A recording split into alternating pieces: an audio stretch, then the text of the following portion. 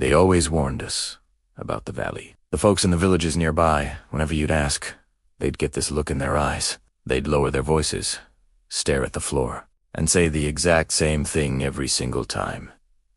If you go in, don't look back.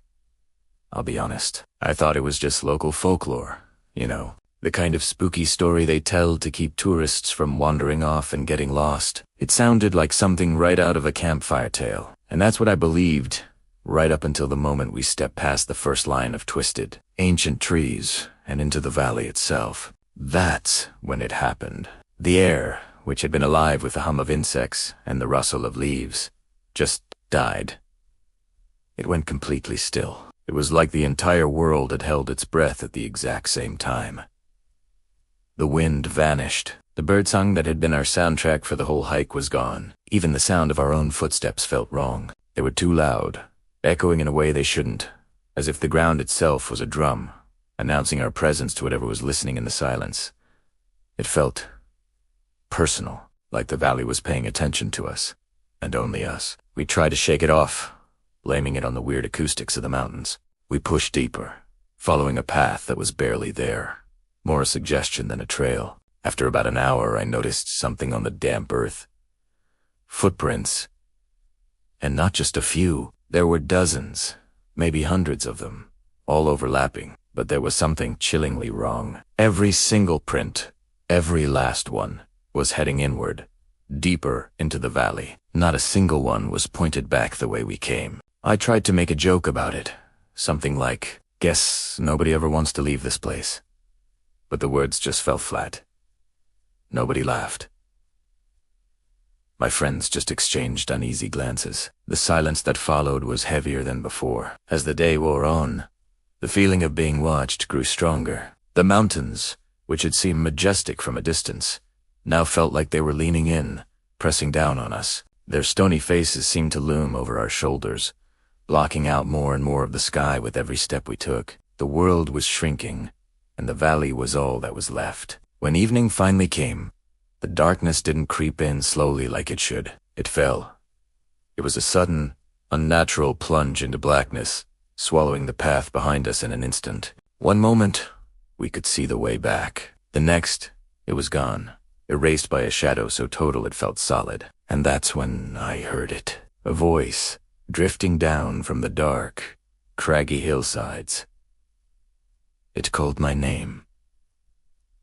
Just once. It was clear, calm, and terrifyingly familiar. My blood ran cold, not because someone was out there, but because of the voice itself. It was my own. It sounded exactly like me, but it wasn't me. I didn't answer.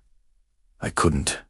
It felt like a trap. My body was locked in place, heavy and useless, as if responding would be like signing a contract, sealing a fate I couldn't even begin to comprehend. We huddled together that night, sleepless, listening to a silence that was far from empty. When morning finally broke, a thin, gray light filtered into our camp. The grass around our tents was damp, but it wasn't with morning dew. It was flattened, matted down and wide, sweeping arcs, as if something large and heavy had been dragging itself in slow circles around us while we slept. The sight sent a fresh wave of fear through us. We packed up in a frantic hurry, not even bothering to make breakfast. Our only thought was to get out. As we scrambled back towards the edge of the valley, we ran into an old man. He was just standing there, by a gnarled oak, watching us with tired, knowing eyes. He must have seen the pure terror on our faces, because he finally told us the truth. He said the villagers' warnings weren't just stories. He explained that the valley doesn't kill you. It's worse than that. It keeps you. It shows you the thing you fear the most, and then it makes a copy. It replaces you with that fear, and that copy is what stays. The real you is gone. His words hung in the air as we turned to flee. The path was still there, clear as day. But the mountains had moved. They had shifted, rearranged themselves. Every turn that should have led us out, every familiar landmark, now guided us deeper and deeper into the valley's heart.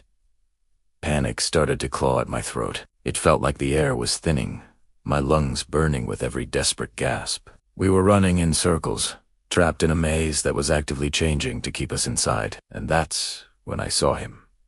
Across a small clearing, standing between two moss-covered boulders. It was me, an exact copy, wearing my clothes, with my face. But the eyes were wrong. They were empty, yet they saw everything. He just stood there, staring in mirror, and then he smiled. It was a slow, deliberate, knowing smile. And in that horrifying moment, I finally understood. The valley didn't want my body. It didn't want to kill me. It wanted my life. It wanted my place in the world. I don't know how long I ran after that, or which direction I went. I just ran, blindly. Through thorns and over rocks, my friend's screams fading behind me. I don't know how I escaped. Maybe the valley got what it wanted and just let me go. Maybe I just got lucky. Somehow, I stumbled out, back into the real world, collapsing at the edge of the village. The villagers say I'm lucky. They say I survived. And during the day, I almost believe them. But at night, when the house is quiet and the world is asleep, I hear things. I hear footsteps in the hallway that stop right outside my bedroom door, their rhythm a perfect match for my own. And sometimes, when I'm standing in front of the bathroom mirror, I see it. My reflection. It smiles back at me, but it's always a fraction of a second too late. Because I may have left the valley, but the valley never, ever let me leave. Thank you for listening to my story. If you've ever experienced something you can't explain, share it in the comments below, and don't forget to subscribe for more tales from the shadows. Stay safe out there.